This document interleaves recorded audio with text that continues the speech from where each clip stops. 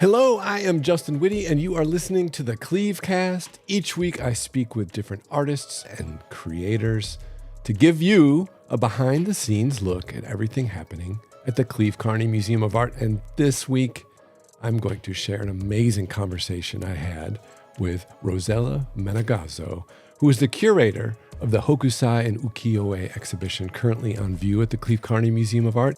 Not only that, she is the curator of the Italian pavilion at this year's Osaka Expo, like the World's Fair. So she'll tell us about that and provide a little more insight on Edo-era Japan, as well as the works we have on display in the museum this summer. So without further ado, here's Rossella.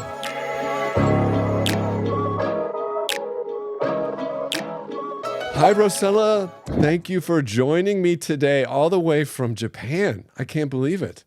Yes, yeah, grazie and ciao. It's beautiful to be with you. I don't know how many hours we have in the middle, but it We're is on other sides of the world, but I really appreciate you taking the time out of your busy schedule to speak with me about this amazing exhibition that you've given us.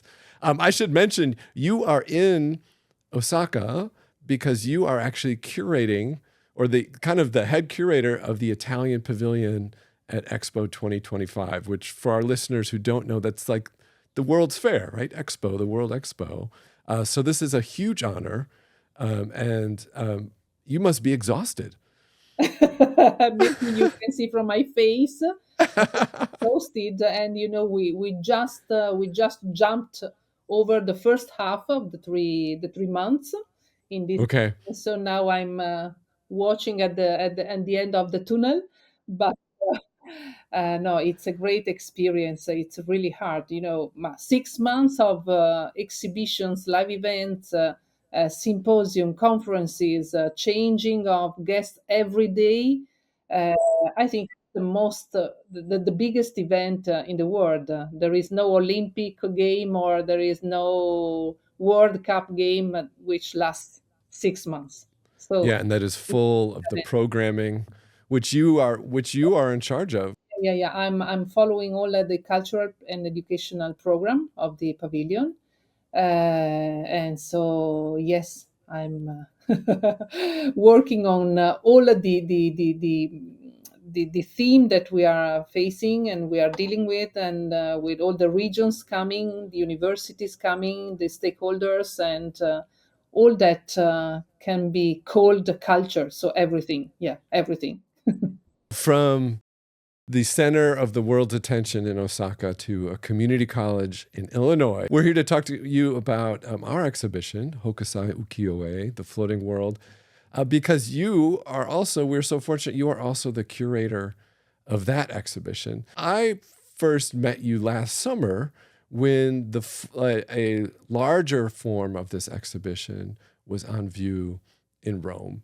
And this version of it, Ukiyo-e in the Floating World at the Museum of Rome, had over 150 prints. It was a sprawling blockbuster exhibition. Uh, but would you mind explaining to me and our audience what the idea was behind putting together this exhibit? Yes, thank you, Justin. And I think it was a great exhibition, not because I curated the exhibition, but the narration was beautiful, and the works coming from the Chiosone Museum are great. And also the place, facing Piazza Navona in Rome is like to Gorgeous. be, I don't know, no, in the center of the world, because the palace is fantastic, and also the evolution of the narration in these small historical rooms feels like a dream.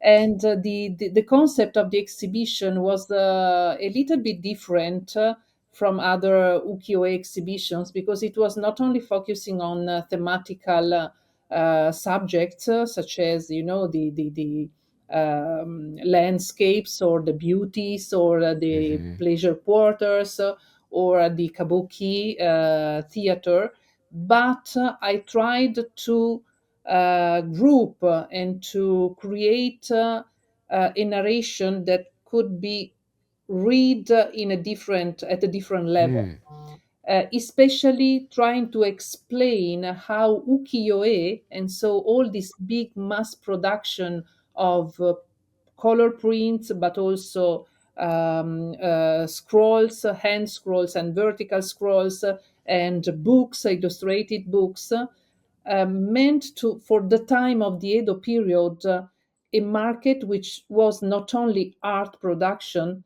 but it was an educational tool. And they are also how can I say, a material, a documentation which show us how during the Edo period arts, culture was spread. And also we have so many images of women, young women, ladies involved in the arts.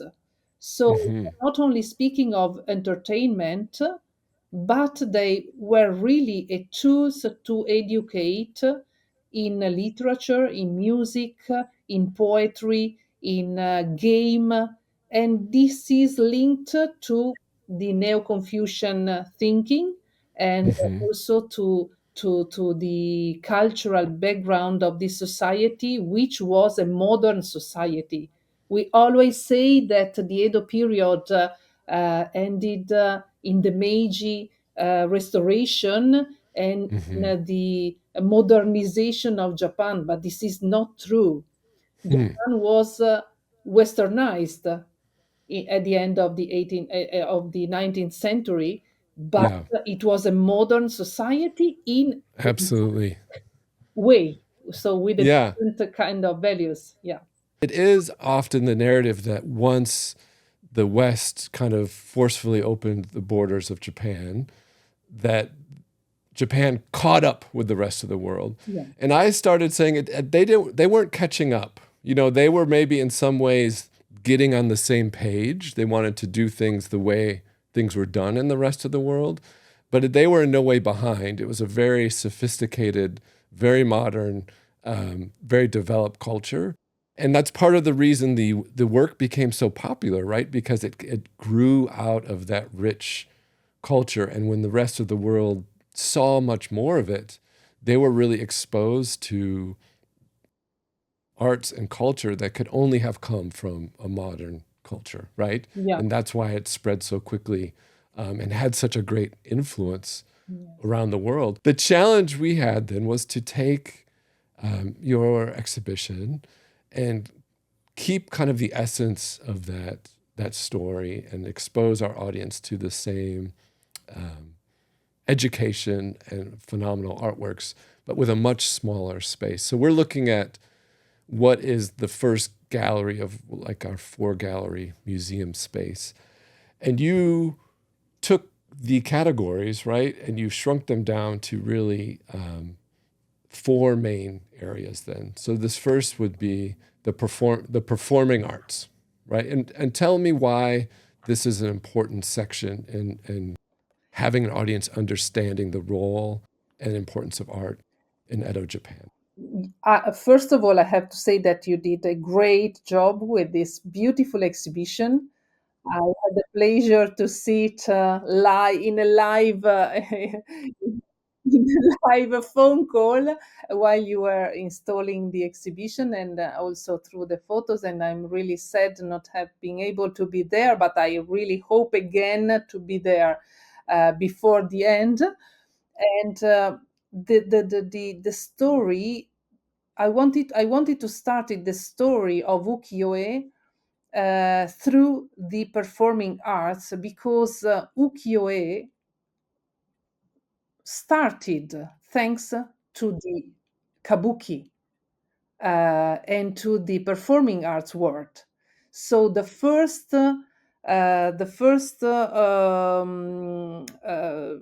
works that we have, which can be considered the origins of the ukiyo-e images, were the first portraits and the first programs of the kabuki theater that were shown outside the theaters in Edo.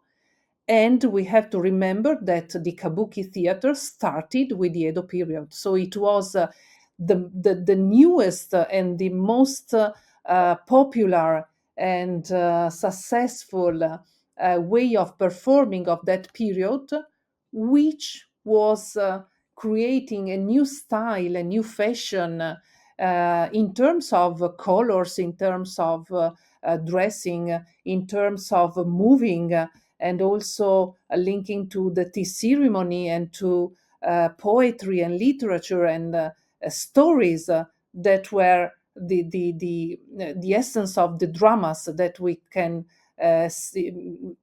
see through the kabuki theater.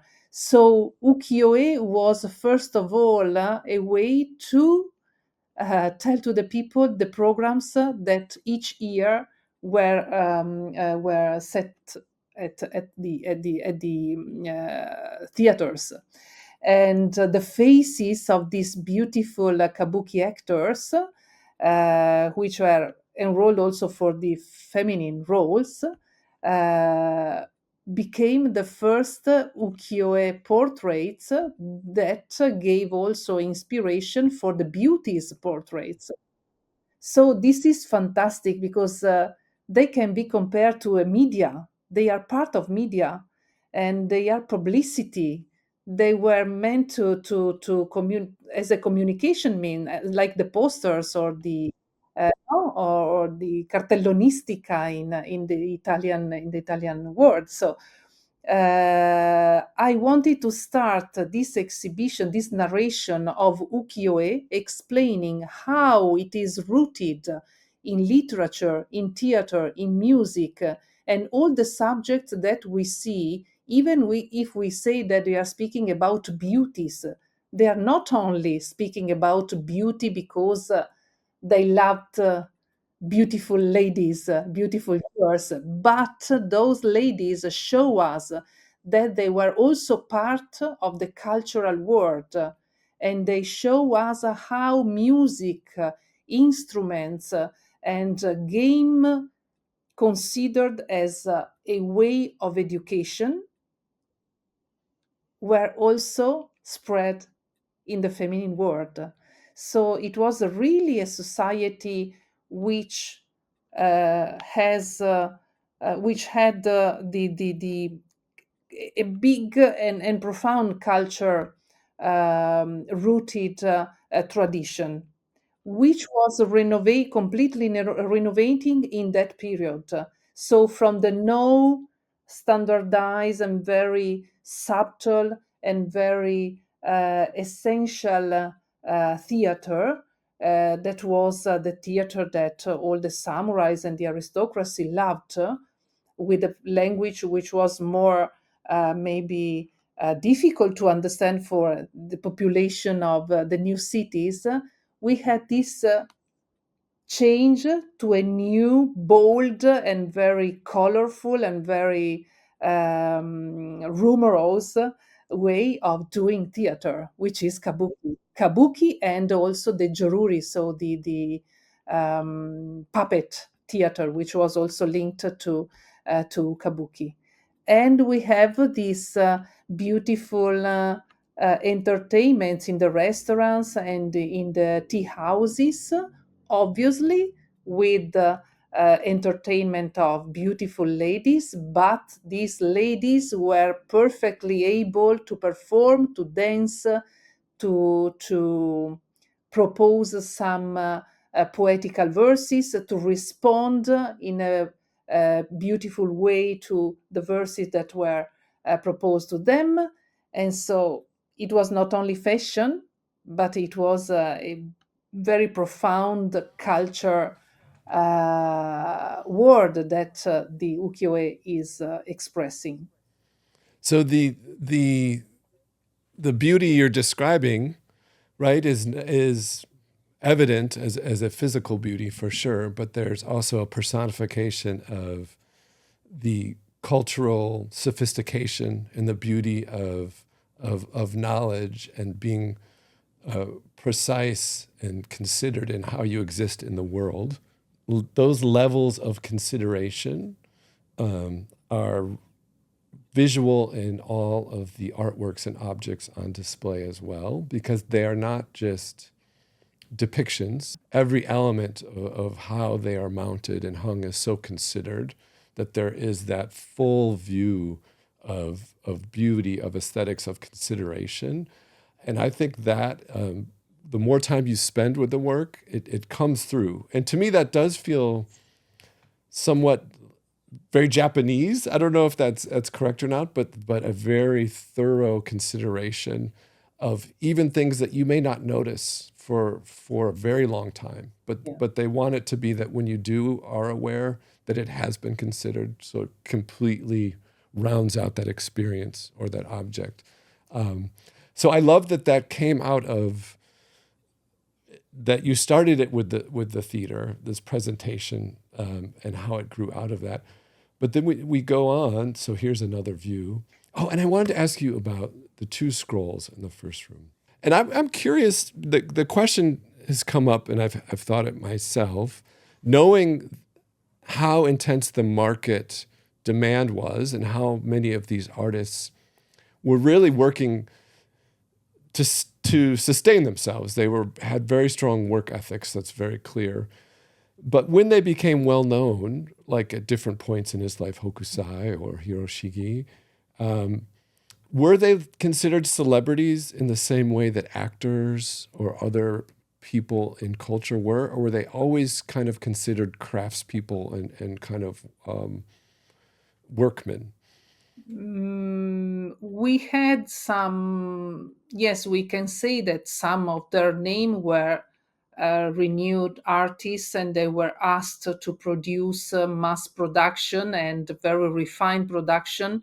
For example, in the case of Hiroshige, he was asked by a very big daimyo, a very big samurai lord, to produce for him a number of scrolls that pertains to his collection, to his production.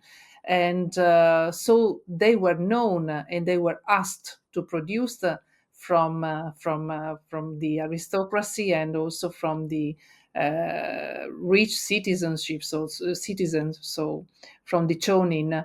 But we cannot say they were considered as the kabuki actors. Kabuki actors were really like the Hollywood actors today, and they were in fact depicted in the works of the masters of Ukiyoe, and they were depicted because they were linked to another market. So it was a market of Ukiyoe helping and giving resonance to the kabuki world.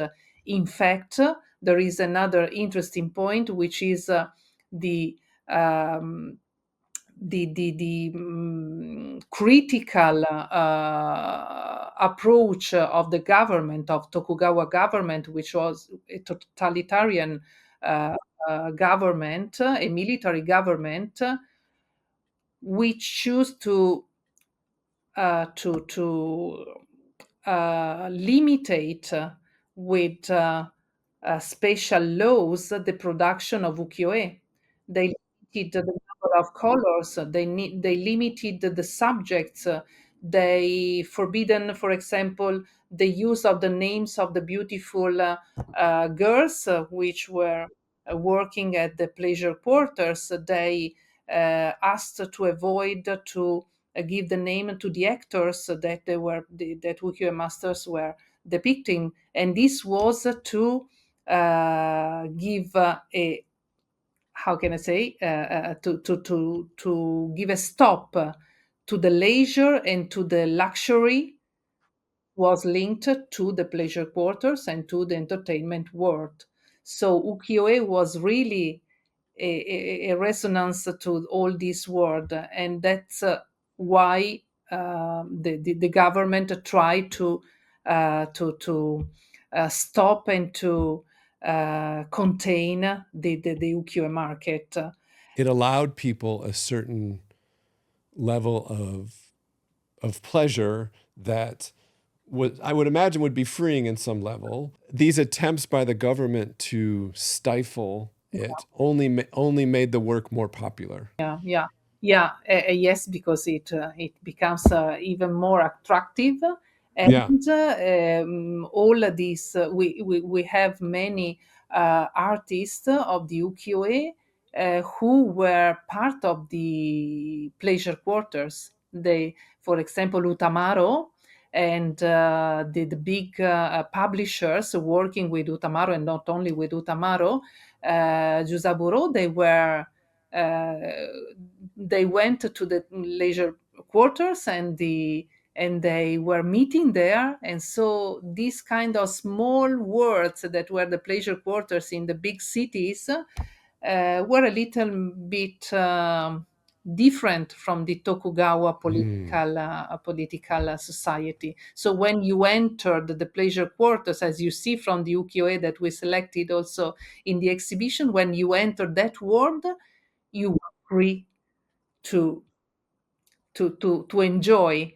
And it was a big deal, I think, with the government of that time to keep order, and maybe also to try to keep the power of an aristocracy which was going to become poor and poor thanks to Mm. this new market, uh, a new society. So all the values were changing, and all these values that were changing became part of the ukiyo-e subject. This is really a new, not only an educational tool, but a tool which want to express the new values, which are Mm. different values from the aristocracy and from the samurai's values. Even if also So the samurais went to search, to the pleasure districts they join finally. with their big floppy hats on. Yeah. So the very people driving the popularity of this work, the kind of the merchant class, Yeah. that's also who the government feared, right? Because they were at the core of this changing. Yeah. They were the ones shifting the power in society. So that makes a lot more sense about the attempts to crack down on this work. But of course, artists always find unique ways around Yes. censorship, and that's where we get some of the most interesting depictions of actors, either made up of other little figures or represented in other ways. But I wanted to, because I know we don't have a ton of time, you've mentioned a lot the importance of games as a teaching tool, Yeah. and we're looking at the section on games in the exhibition, section that has games on one side and the beauties on the other. And can you explain? And I'm specifically interested in the game of the incense game because I find that fascinating. That it was considered a skill, but also a game to be able to identify different incense. And can you explain a little bit how that worked? Yes. When we speak about instance game, we can also speak about, for example, Ikebana in the same way. We can Mhm. speak about Shodo, which is the calligraphy way, art. We can speak about tea ceremony. All these kind of arts that we call arts are in the same way with a W big. So they are, first of all, disciplines. The incense game, it's not a game. It's called kodo. So ko, which is perfume, Mhm. smell, fragrance, and this do, which we have also in the Budo, which is the martial arts. We have in calligraphy Shodo, Right.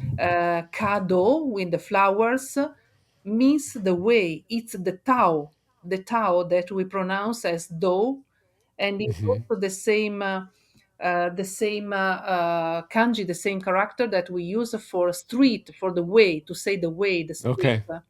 So, and the incense game means to dedicate time, like the tea ceremony, sitting together in group, having a master of ceremony, which who can propose to you some essences, and the people gathering have to understand, smelling this kind of different essence of wood, which wood you are smelling, which Yeah. smell you are tasting. So this is the same when you have a gathering around tea, and we have the same when we have calligraphy. It's not meant to reach a result. The point is not the result of the action, but the action in itself. I find it interesting then if we move on to the section that's inside and outside the city. We where this is where we see maybe the most well-known works by some of the most popular artists. So Hokusai and Hiroshige. But also we have bright colors. We're also depicting kind of leisurely travel in a way, right? A form of travel that is new. And there is in them, especially the Hiroshige Shige works, the a freedom in composition and structure that is very clear. I mean, it has influenced artists from Van Gogh to this day. I mean, Murakami just had this show at a Gagosian gallery, I believe, of all his reproductions of these works. But there is that kind of dynamic freedom in these pieces and creativity. How, as this period developed, how then do the practices that you described with the incense and with all of the other very structured practices, how is that relationship maintained? Because in some ways they seem counter to each other. The form of creativity and expression that we see, say, in these prints, with a very rigid, with an expected rigid structure of understanding. Is it a natural growth out of the coming from an essential understanding, or was it representing the society moving away from traditions? Oh, what a difficult questions. I'm sorry. First of all, watching at this image of the exhibition, I would say that maybe the most clear and difference that we can see between the works of the 30s, of the 1830s, and the works made in the 50s is in the composition and the decision not to use the horizontal composition but the vertical one. This is a complete new way of considering woodblock prints, but if you see, they go in the direction of the scrolls, of the vertical scrolls. Right. So it is, maybe it was really influenced in the case of Hiroshige and his beautiful series on the 100 views of Edo and then the 60 views of the provinces. Maybe Mm-hmm. this change was influenced by the big request of scrolls that he was asked from the North daimyo that I was speaking before.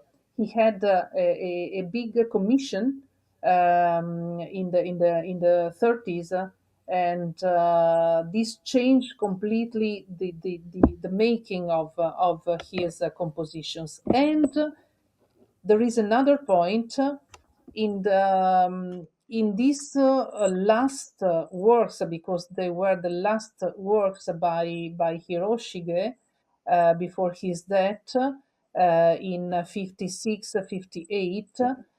We can see also the composition following a visual impact that is very near to the photographic point. And we have to remember that photography camera obscura came to Japan in the 50s, at the beginning of the 50s. But the camera oscura came also entered Japan even before the 50s, but they were able to take the first daguerreotype in the 53, 57. So I think that Hiroshige was very much influenced by the new optical devices that entered Japan. In fact, we can see a difference in the composition with this first very focused and zoomed point of view with one detail in the first plane, the first um, view, and then you have a very far away small landscape which give more result to the first lane, to the first floor of the composition. And he chooses small detail we which have no counterpart. They are not so important, no. You can see the a part of the horse, but it's not the face of the horse. We can see a part of the bridge, but it's not the entire bridge. It's really a small part of the bridge. We can see part of the tree with foliage, or part of the body of the boatman.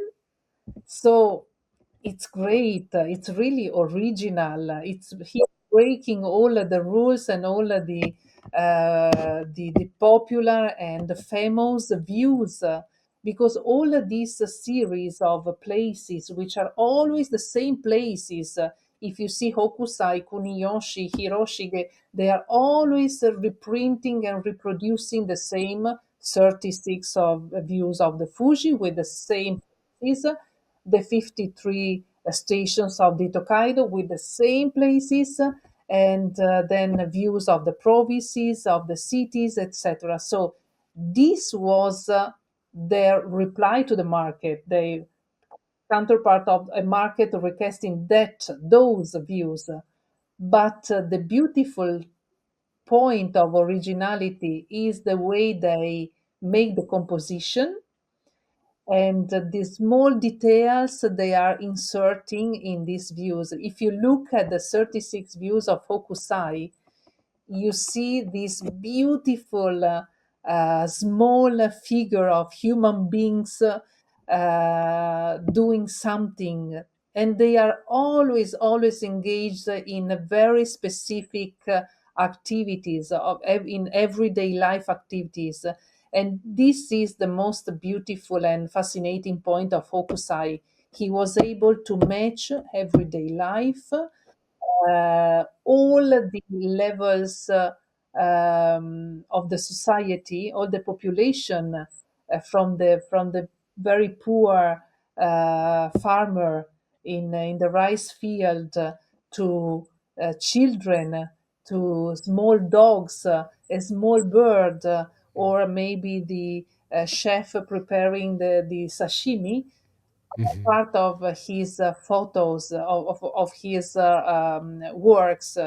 If you look at Hiroshige, he made great landscapes, great views, but figures of men, ladies, children are really a sketch, like Stiff. an Yeah, animation. They have no details. that's true. I've noticed that that they're almost just symbols of people versus actual depictions. Yes, Yeah. very, very synthesized.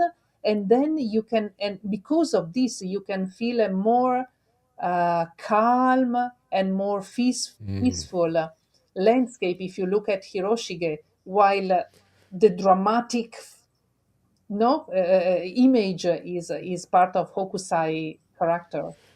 Well, that maybe that makes sense. We are. I'm almost out of time, but I wanted to talk about something else amazing. Jump. And and this has been your beautiful prison this summer. I go um, every day for 16 hours a day. but this is the absolutely astounding Italian pavilion. at Expo. And this is the outside view, which to me is both distinctly Italian in terms of the design being so wonderful, and obviously references to Italian architecture or the Colosseum, perhaps.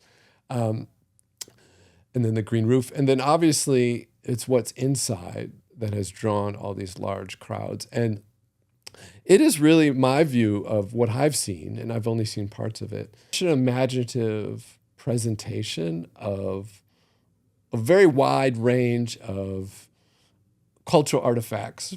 How has that experience been for you? One, trying to represent the culture of a country, but then as a country with such a rich and long history and culture as Italy, you have such divergent elements to present.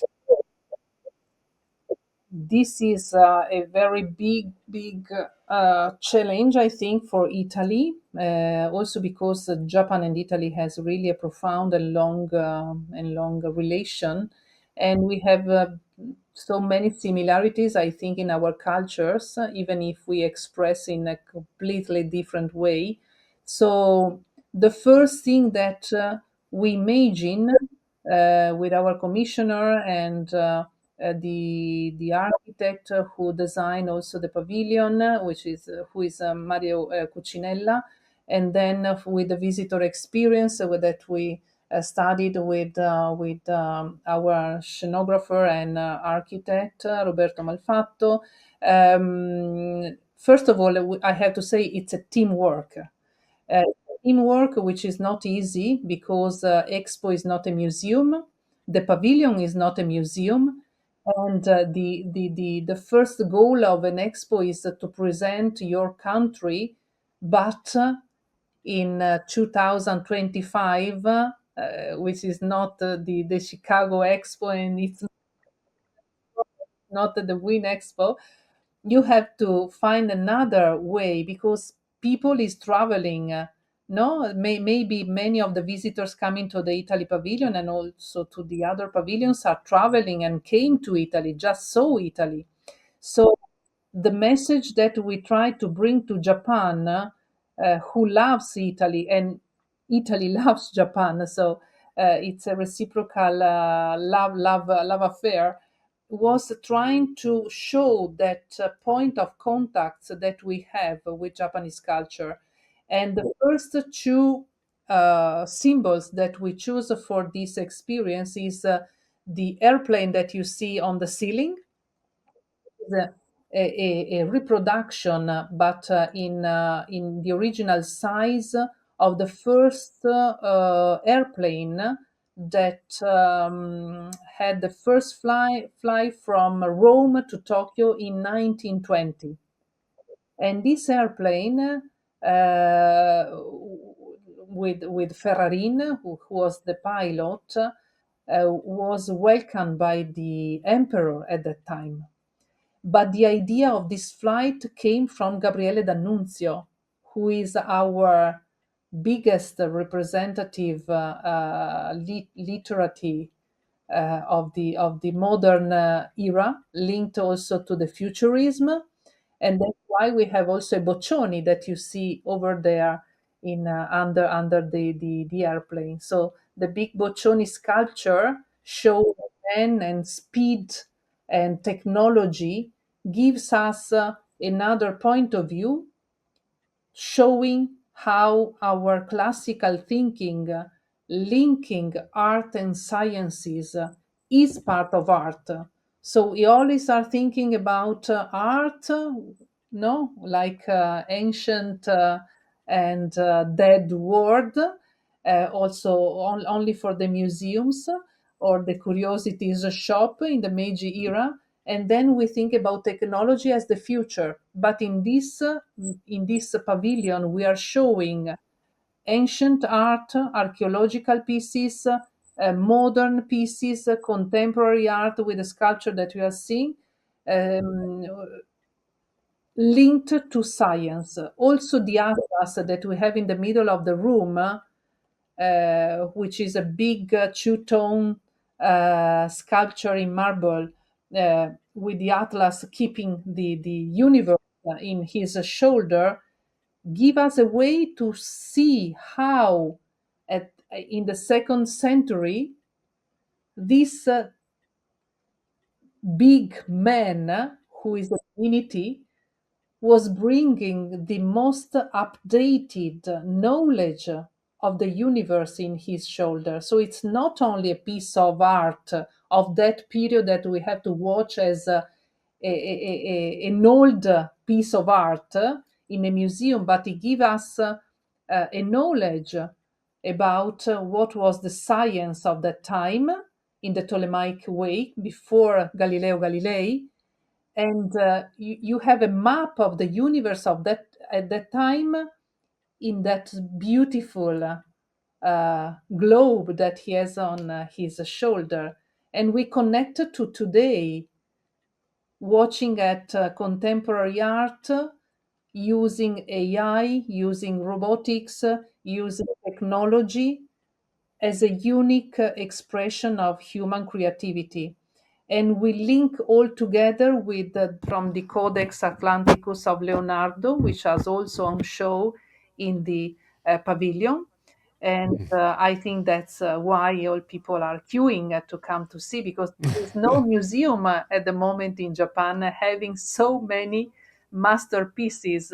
We have a It's your Caravaggio pavilion. from Yeah, I saw that. Michelangelo now. Now, in this photo, you don't have the newest Michelangelo who entered some weeks ago, Oh, and we have a Roman period sculpture. We have a Tintoretto depicting Ito Mancho, one of the first samurais oh my gosh. who traveled from Japan to Rome to give homage to the Pope in 1585. And so we are creating this dialogue between our art, but also in relation with Japan and with the world, which is, I think, a peculiarity also of the exhibition that we have in Chicago with the Chiossone linking us Yes, between Japan, Edo, Italy, and Chicago now. This cultural exchange, which is part of also personal experiences, I think is one of the most mysterious and fascinating world of art. It's not only, no, we are not only speaking of woodblock prints or paintings, but also the history of some big individuals who traveled absolutely. and connected cultures at that time, not using Google Map. Well, and now speaking of big cultures connecting, um, I think of everything you described with the exhibition at our museum and the consideration of all aspects of beauty that is contained in those works. And I see that in the show you did in Rome, in the city of Rome as well, but also this project you've done in Osaka. And it's so commendable, and it's such an honor to be able to speak to you because of your involvement in all those things. But amongst all the beauty, I think the most astounding thing is the generosity, because it is not only the generosity of your time today, but to share and explain beauty and to allow connection and partnership is a wonderful generosity that has brought rewards to me and so many people in our area. So thank you so much for your work. Yeah, grazie And it was mille. an absolute honor to speak to you today. Also, for me, it is a honor. I really want to thank all of you who worked to this beautiful project. I'm really honored, happy, and sad because I was not there with you, but I'm happy to be connected with technology to you. And our motto of the Italy Pavilion is arts, plural, regenerates life. Mm. So this is our message to the world, to young people. Hope in the hope they can travel, meet other cultures, Yes. and being able to experience with their body and speaking to people, watching on the eyes of other persons, because phone is fine, calls are fine, as in this case, but if you touch, see, and look at the true, at the real things, it's another matter. And that is the culture exchange, the real culture exchange. And it's important here at this moment more than ever. Yeah, That's for sure. I, So thank you so much. All right, I will let you go. yeah, But thanks again. I go to Uh, sleep, maybe. okay. Okay. Thank you so much and have a wonderful rest. Thank you for staying up late to speak with Grazie us. mille, grazie.